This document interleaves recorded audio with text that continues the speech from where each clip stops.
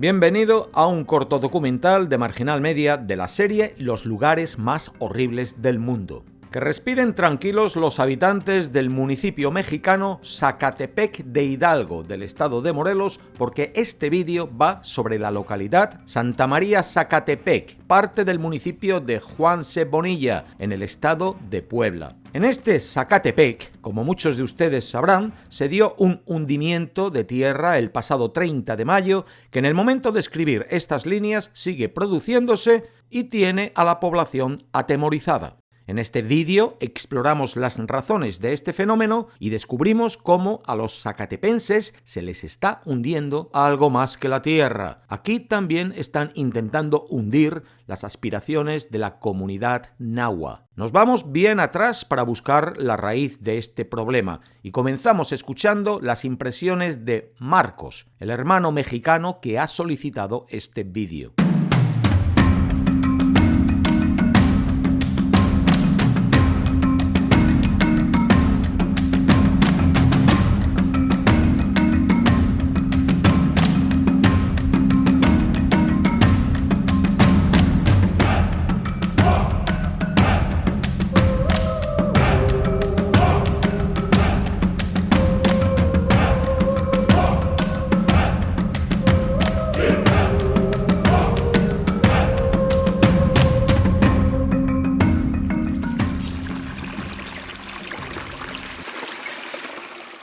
Hola Santiago, un placer poder escribir y apoyarte en lo que necesites para dar difusión al problema del agua en general y en el particular caso de Zacatepec. Déjame poner un poco de contexto. México está saliendo de una de las peores sequías en los últimos tiempos. No va a llegar a tanto como entre 2010 y 2012, que fueron los más severos en 80 años, pero vamos mal. El año pasado tuvimos un 3% menos de lluvia que lo normal. Ahora mismo, el 85% del territorio mexicano enfrenta condiciones de sequía.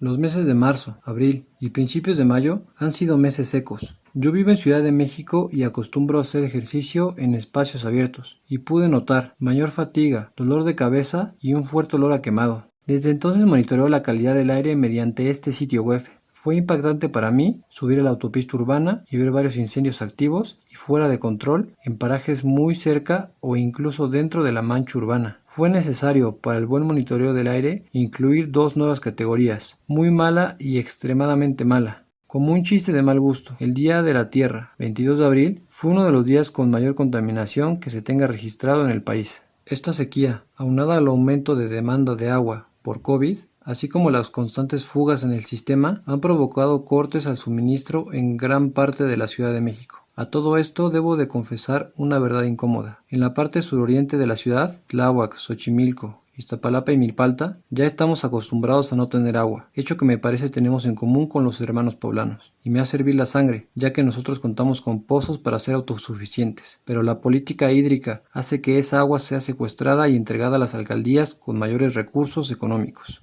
Entrando al tema del agua embotellada en concreto, es de conocimiento público que el agua de la llave de las zonas urbanas del Valle de México no es potable, por lo que empresas nacionales e internacionales lucran con la necesidad de las personas y se presentan como una solución eficaz al problema de la hidratación. Como muestra de lo atractivo que resulta el rendimiento de esta industria, propongo menciones Water People, empresa fundada por influencers mexicanos, Juan Pazurita, Luisito Comunica, entre otros, que se enorgullecen en redes sociales de extraer agua de manantial, siendo completamente ajenos a la realidad que vivimos como sociedad. Investiga el tema del agua embotellada para darte cuenta de cómo estas empresas y otras están secando los mantos acuíferos y dejando sin agua a los pobladores indígenas. Un saludo, La Paz.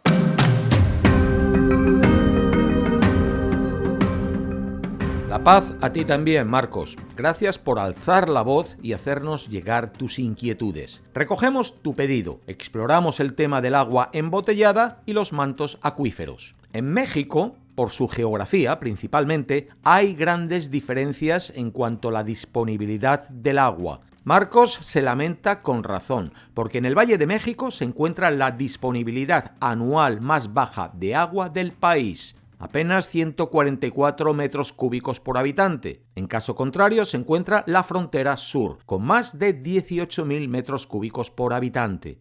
¿Razones de que haya escasez de agua en México? Llueve menos, hay sequía. Se estima que por cada grado de calentamiento global, aproximadamente un 7% de la población mundial estará expuesta a una disminución de al menos 20% de los recursos hídricos renovables. El calentamiento global y la falta de lluvia es central, pero no es el único factor que provoca la escasez de agua potable en los hogares del Valle de México. Mala calidad, acceso desigual, construcción de infraestructura en áreas de recarga o conservación y mala gestión son algunos de los otros muchos factores que inciden. La mayor parte del agua que se usa en Ciudad de México se extrae de pozos. Sin embargo, como bien apuntaba Marcos, no toda la que se extrae es apta para el consumo, ya que en algunos casos el agua del subsuelo ha presentado un incremento en su concentración de metales como arsénico, boro, fierro, manganeso y plomo, así como compuestos químicos, fármacos, antibióticos y otros contaminantes emergentes. La recarga total de agua de los acuíferos de la cuenca del Valle de México es de cerca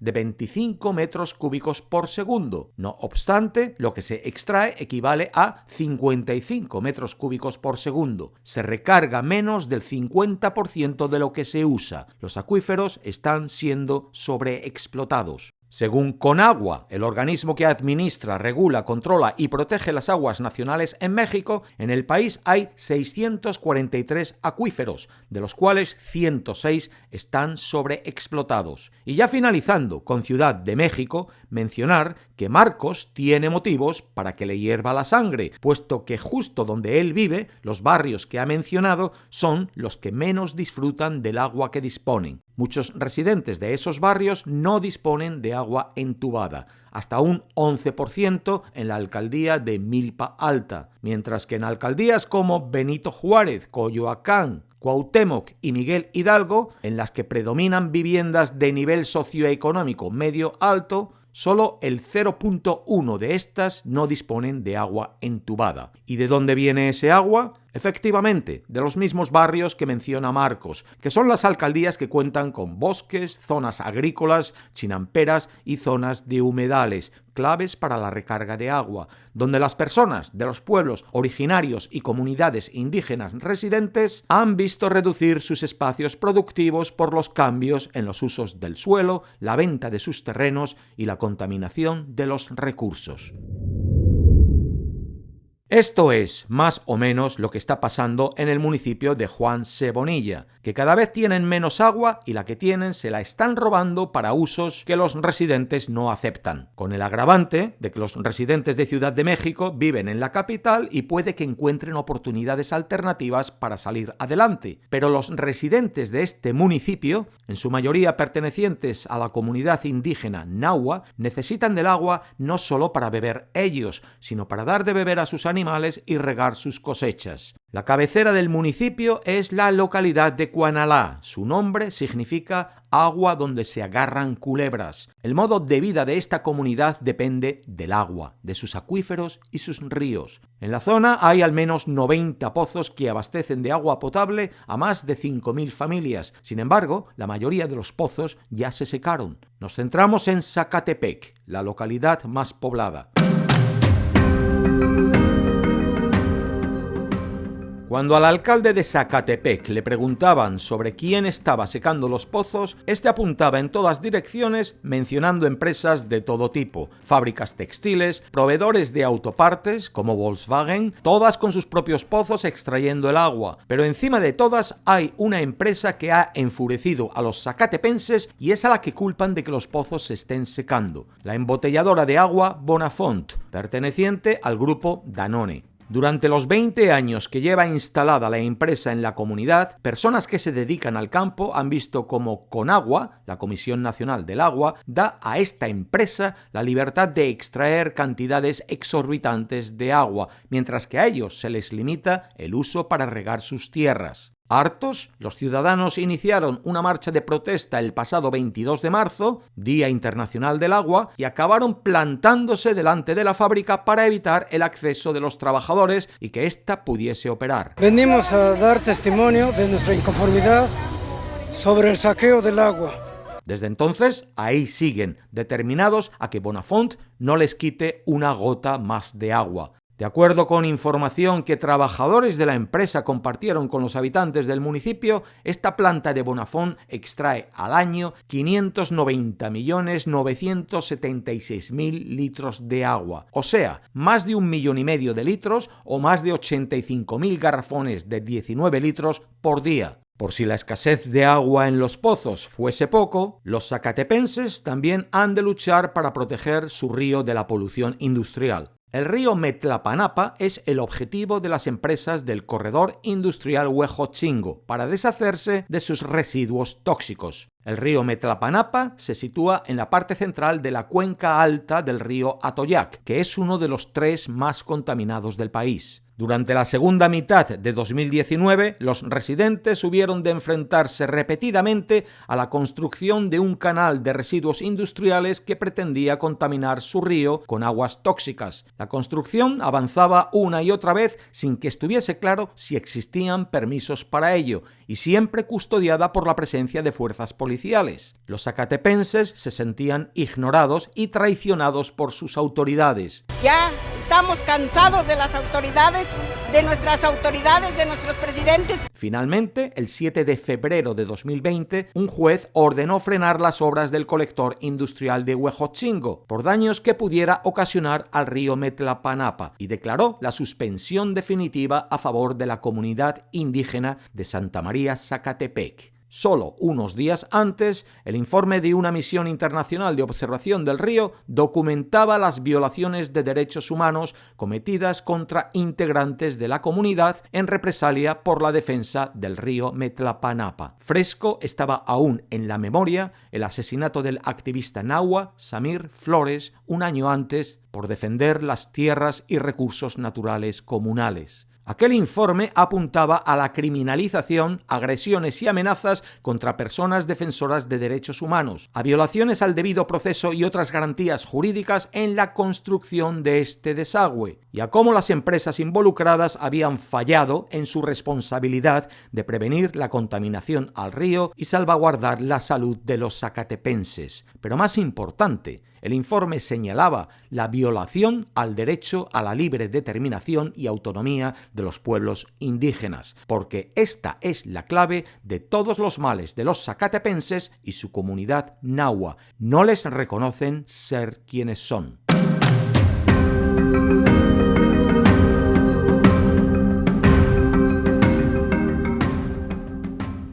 El Convenio 169 de la Organización Internacional del Trabajo, la Declaración Universal de las Naciones Unidas sobre los Derechos de los Pueblos Indígenas, el Pacto Internacional de Derechos Económicos, Sociales y Culturales, así como la Constitución Política de los Estados Unidos Mexicanos, contienen diversas disposiciones que reconocen el derecho de los pueblos a la libre determinación, entendido como la facultad de determinar libremente su condición política, así como su desarrollo económico, social y cultural. Este derecho permite garantizar la participación de los pueblos indígenas en la toma de decisiones respecto a proyectos que los puedan afectar, con el objetivo de proteger su identidad étnica y cultural. Los zacatepenses ejercieron su derecho a la libre determinación y autoconsulta y determinaron que no consentían estas obras de alcantarillado que contaminase su río en agosto de 2018 y 2019 y fueron ignorados por sus propias autoridades.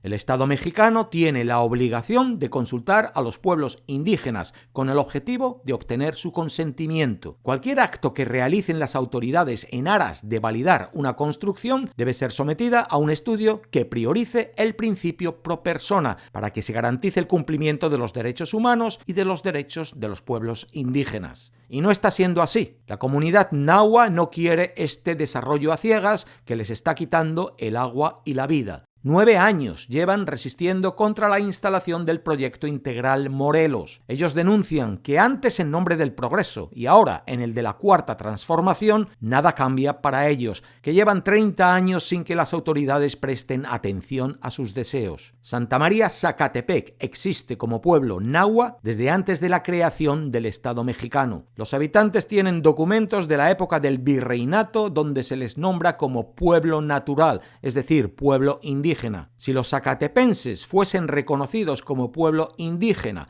si pudiesen escoger a sus líderes y gobernar según sus usos y costumbres, la escasez de agua no existiría, porque ellos nunca romperían el vínculo de la comunidad con el río, con el agua, con los volcanes, con la vida. Pero se les impone esa ruptura y el resultado es este: la tierra que se hunde bajo sus pies, resquebraja los muros de sus viviendas y crea la incertidumbre de cuándo se secará el próximo pozo. Tanto cuesta imaginar que el futuro podría ser como el del río Wanganui, en Nueva Zelanda, donde el gobierno reconoce su importancia para las comunidades indígenas maoríes hasta el punto que ha dado al río el estatus de persona jurídica. Si alguien causa daño al río, el gobierno está ahora obligado a representarle jurídicamente actuando en su defensa. Mientras, en Santa María Zacatepec, el gobierno estatal se alía con las empresas para darle la espalda a sus habitantes originarios como si ellos ni existiesen. Y ahora el suelo se abre bajo sus pies. Que sus ancestros se apiaden de ellos, porque sus autoridades no lo están haciendo. Hasta la próxima. La paz.